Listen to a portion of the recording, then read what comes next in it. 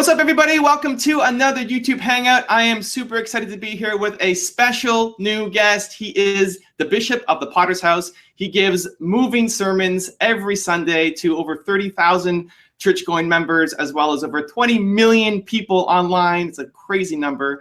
He is a master communicator, an entrepreneur, a best-selling author with over 40 books to his name, a business leader, and he's got a new book out to help entrepreneurs called SOAR. Bishop T.D. Jakes, welcome aboard, man. Thank you. It's a real pleasure to be with you. So I'm a huge fan of your work. I think, I don't know that there's any speaker who gets more into the message when he's really on point, just feeling it. And I think at least once a week, I'm telling somebody on my team that they need to touch somebody and run. I'm pretty animated. Things around here are pretty lively. That's true. For those of you who are watching who may not be as familiar with Bishop Jakes' work, I recommend go to his YouTube channel, type in "touch somebody and run" and watch that video. It's my favorite. It's I think a great introduction. And thank you so much for all the contribution you're making, not just to the world, but now also to entrepreneurship with your new book, SOAR. You know, I'm excited to have the opportunity to talk out the other side of my head. So much of what people do see about me is my faith, and I came on television preaching, but I've done talk shows, I've produced films, over $500 million grossing at the box office. So I do dabble over in the entrepreneur space, and I grew up in that environment.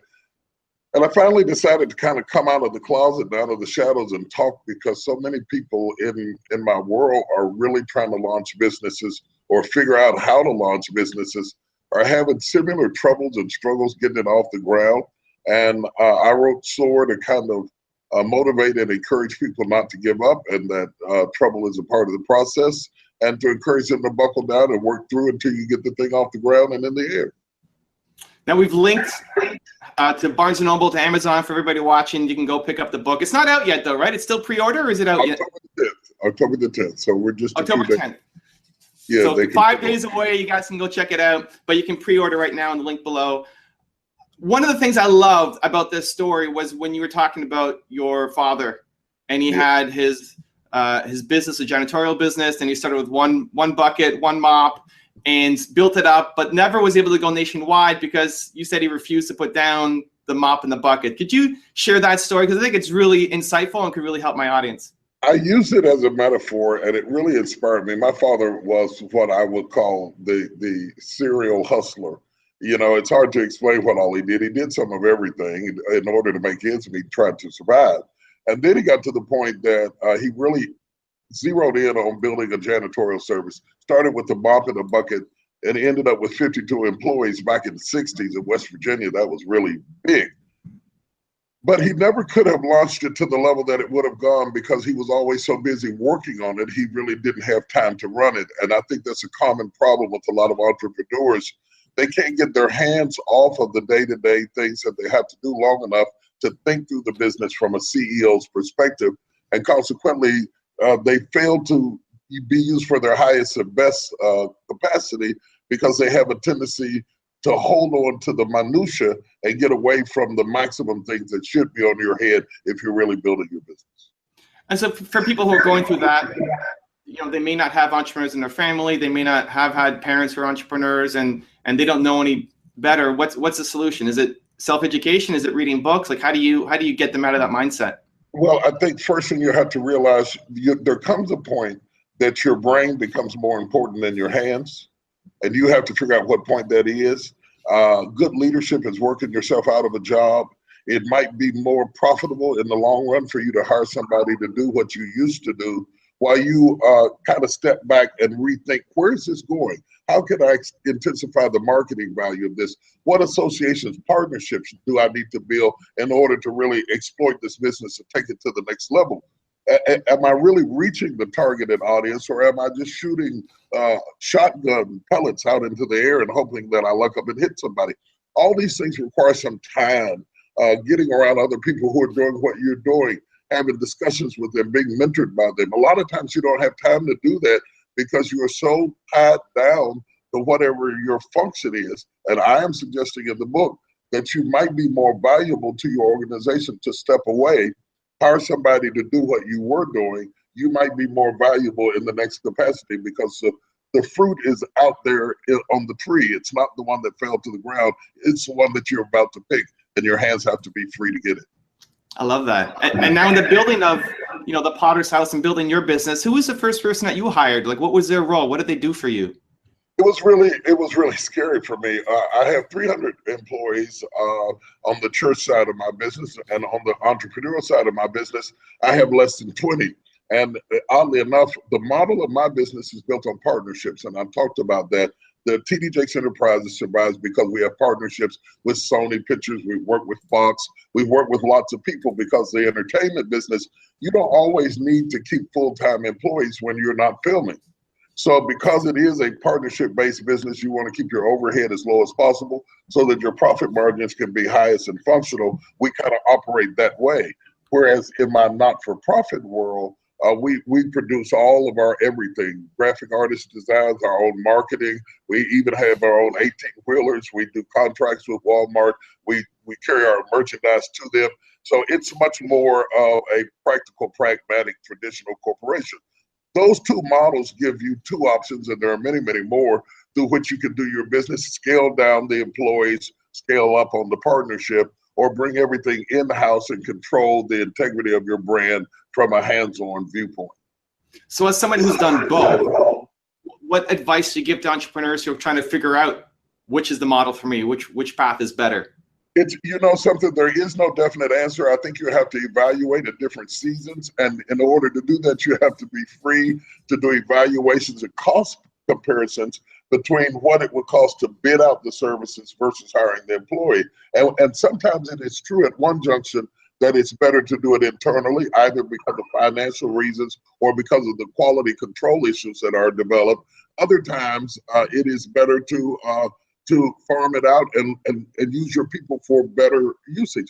And in order to do that evaluation process, you've got to step away, get the bids from people who would come in and replace the services, and then evaluate, are they going to do it at a better quality, or are they going to do it at a better price? All of those are good reasons to do it. In the long run, you don't have to pay benefits. In the long run, you don't have to deal with the minutia of organizing the behind-the-scenes struggle, because they're providing you a service. And you have to evaluate, is that the best decision for you at this time?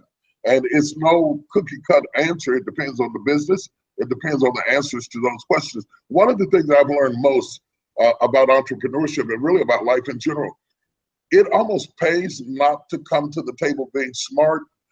Smart people become smart people because they ask questions. It's not what you know, it's what you think to ask.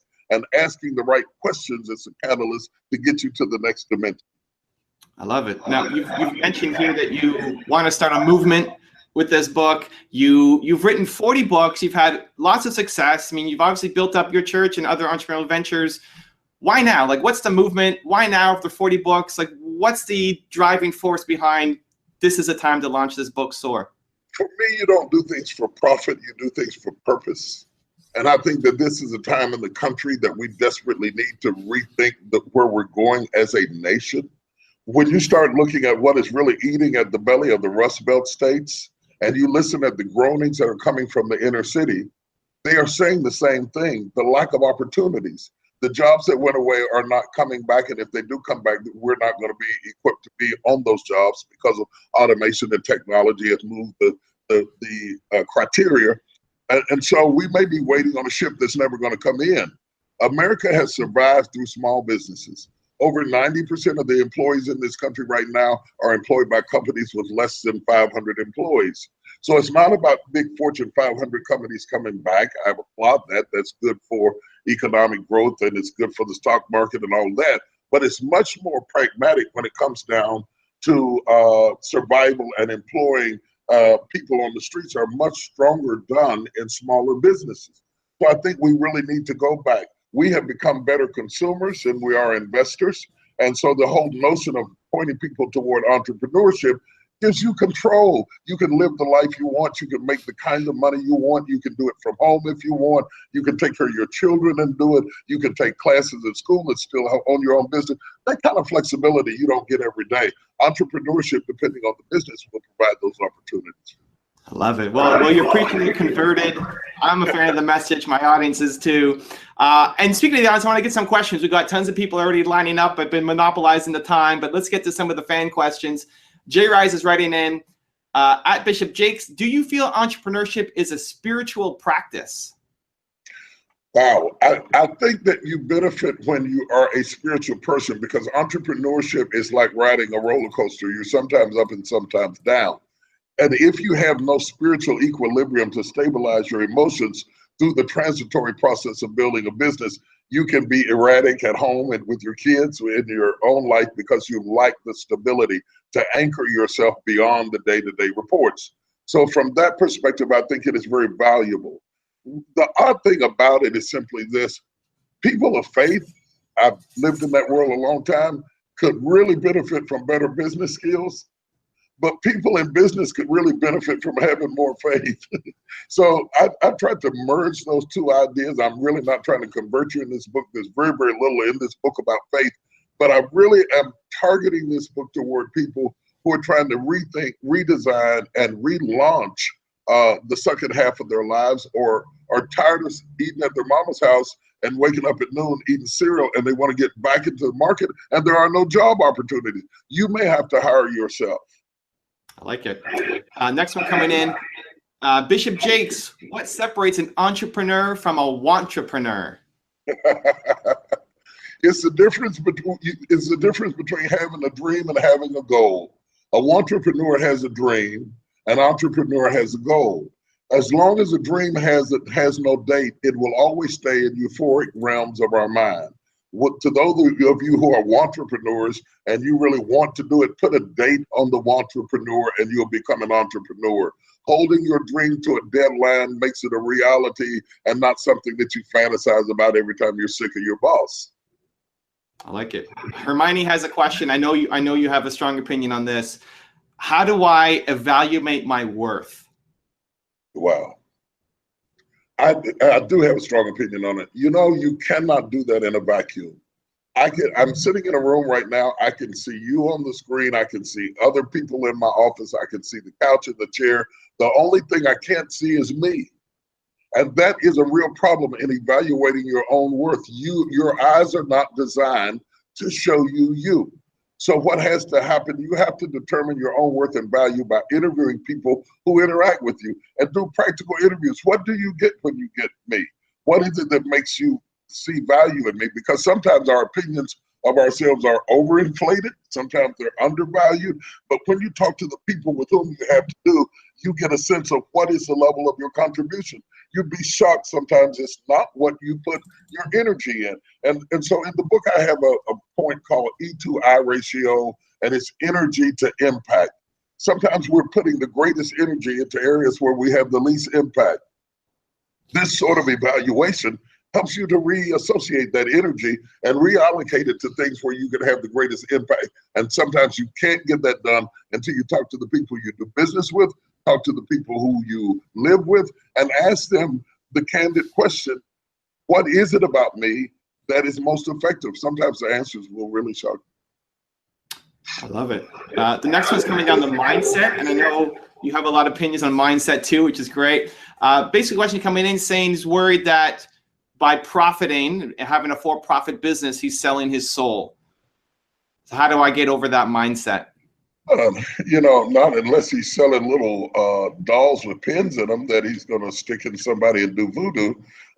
When you have more resources, money is a nebulous thing. It is what you do with money that determines whether it's good or evil.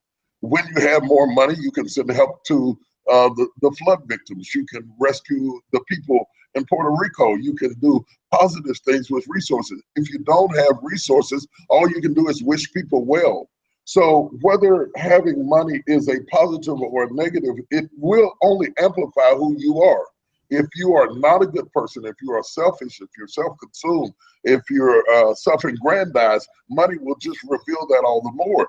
But if you are philanthropic, if you have a loving heart and a giving heart, money gives you more options to be able to do that, to plan a better future for your children. And I think what the person is wrestling with is a proclivity to think about guilt. And spiritual people often do that. They become guilty over their resources and they think that money is evil. If you're a Christian, You may point to things like the Bible said money is evil. The Bible didn't say money is evil. It said the love of money is the root of all evil. So what that's saying is it is your attitude about the money that produces the evil. It is not the money itself. It could be used to save a life. It could be used to find a cure for cancer. It's up to what you, it's all about how you direct it. And so that begins with your own inner self and heart. And so how do you get over that? Because it's so common for entrepreneurs to underprice themselves, to not charge what they're worth, to give their thing away instead of charging for it, feeling they're not worthy of it. How do I, like, so I hear the words, but how do I internalize that? Or like my audience, right? How do we internalize that so that you do it? First of all, you have to do things at fair market value. Life is a bit of a Robin Hood situation. You're taking from one person so that you can give to another. You choose your own charities, and it's important that we give some give back, but that give back has to be budgeted as well. I think it's good to set up a budget of what you can afford to give back annually, set up a budget for that, operate within that budget like you do everything else, because if you don't, you're gonna give away the resources that you need to stay afloat. And it's like jumping in a pool to save somebody who's drowning. That's really amazing. But drowning with them really doesn't save them. So if you become so philanthropic that you drown your organization, two of us laying there in the water dead, I appreciate the company, but I'd rather get out of the water. I love that. Drowning with them doesn't save them. That's great. Kiki is writing in about the ministry, but I think it applies to all entrepreneurs. How do you set yourself apart in a ministry that is already so congested? So many ministries out there. I think it relates to every entrepreneur. You get into business, there's competition. How do you set yourself apart? You know, we're really talking about branding, and I know branding is an overused word, but branding really makes you rethink, what do people get when they get you? I think a lot of people, whether they're in ministry or in business, have not really drilled down to specifically what is it that you do that you're passionate about. So we use broad terms like I preach, or I do hair, or I build robots, or whatever it is you do. But see if you can go a little bit deeper than that. Specifically, what is it that when you do it, it gives you life and it gives you passion, and kind of hone into a promise. KFC's was simple. We do chicken right. If you're looking for hamburgers, don't come here. You know, what are you going to hone in that you do right, and do that, and you will distinguish yourself the moment you define yourself. You cannot be all things to all people. You can't respond to all causes. You have to choose your lane and get in that lane and brand yourself and introduce yourself and describe yourself with the synchronicity that allows people to get a common picture in their mind when they see you, whether it's the Uncola, whether it's Have It Your Way. There are certain brands that quickly, when we hear this, we expect certain things. Most people have not branded themselves because they have not clearly defined themselves. I like that. What would you say the Bishop T.D. Jakes brand is? What are you world class at? I think, you know, my mantra for years has been helping hurting people, and the thing that gives me the most passion is to be of service. When I feel like I did something, whether it's a movie, a film, a book, or a ministry that really helped people and added value to their life, it actually adds value to mine. I become demoralized if I don't find a way to help you. And that has been consistent throughout all of my life, that I might be an asset in this lifetime to the people I share the air with. It's what I have dedicated my entire life to. It gets me out of the bed every day, and it keeps me going. And whether you experience me through the talk show or through books, or whether you experience me in the ministry, the commonality is going to be, I'm always going to be uplifting. I'm always going to be trying to help you, because I think that my purpose in life is to help you find yours. If you had to pick one core value, like one word core value at the center of Bishop T.D. Jakes, what would that one word be? Loyalty. Loyalty. And how does that break down? Like, what does loyalty mean to you? Loyalty means a whole lot of things. It means that if I'm your friend, I'm the friend you can trust. It means that if I'm in covenant with you, I'll go down to the wire, whether things are going up or going down. Loyalty means that if I make you a promise, I'm going to do everything I can to deliver on that promise in my business, in my corporations, in my partnerships. Loyalty means that I'm in for the long-term play. So people who are in for the long-term play Don't try to do short-term gimmicks to get over. I'm a long-haul sort of guy. I've been married 35 years. I've been preaching 41 years. I've been in the ministry since I was 19 years old. Consistency, that's what loyalty is about to me. A consistent promise you can count on, and that's what I've given my life to be. I love that. Maybe the title for your next book, Loyalty. That's not. Okay, hey, Bishop Jakes, question. What would be a good method to network with other people and put yourself out there if you're an introverted or shy person? You know, that's an issue. I think social media becomes a great format to start the dialogue because you can put out at your discretion what you're comfortable with and then build alliances. But I think that we have underestimated in this generation also the practical, pragmatic thing of sitting down with people at social events. If you're an introverted person, put a time on it so you're not up under pressure to come up with conversation for a long time. Have a lunch with somebody because you can talk about the food, you can talk about the weather. It gives you a myriad of things to talk about, and it gives you an ending date. When you run out of food, it's over. Don't stay in your cocoon because men don't light candles and hide them under bushels. If you are an introvert, you are still a candle, you are still a light, and you've got to come out of hiding so that people can see you. By the way, being introverted doesn't mean that you can't be a public figure. The purest definition of an introvert is I can go out and do things in public, but I am fed in isolation. So you want to feed in isolation, but you don't want to become so fat that you don't ever go out there and exercise the enrichment that happens from being alone by sharing your gift with other people. I love it. Next up is Monica. Question. Very excited. How do you stay strong when everything around you is falling apart? I think the first thing you have to do is not base your strength on the things around you, but the things within you. You know, a ship doesn't go under because the water is around it. It was designed to float on water around it. It's only when the water gets in it that the ship goes down. And so you will never rise or fall based on the conditions around you. You can overcome those issues as long as you don't let them get in you. I'm curious where all the like you have so many great analogies in your sermons, in your interviews, the ship, the candle, like in every sermon there's something. Do you think in analogies? Like how do these things come to you? I'm just curious for myself. My mother was a teacher. Okay, so I grew up in the house with a teacher, and a teacher's passion is to help you know truth. And any illustration that I can use to help you better see truth, and people learn differently. Some people are audio visual learners. Some people learn through reading. Some people learn through doing. And so the more I can find ways to get the truth to you, the metaphor is a conveyor belt through which I am delivering the truth. I don't want it to distract from the truth. I want it to enhance the truth. And you'll see that in my book. And I think it's what makes my books enjoyable readings because I'm on subject, but I use everything around me to explain the subject I'm talking about. I love that even in the answer, you talked about a conveyor belt. You're using the meta. It's great. I love it. It's fantastic. Okay, Chris is writing to say, Bishop Jakes, what are the first 3 steps you would say are vital to beginning an entrepreneurial venture? First 3 steps. Investigate. One of the things that I found when I started researching this is that the likelihood of successful business is not predicated on the entrepreneur who needs money. When people go into business because they need money, the stats are shocking at how rapidly they go out of business. You want to go into business because you have found something that somebody else needs.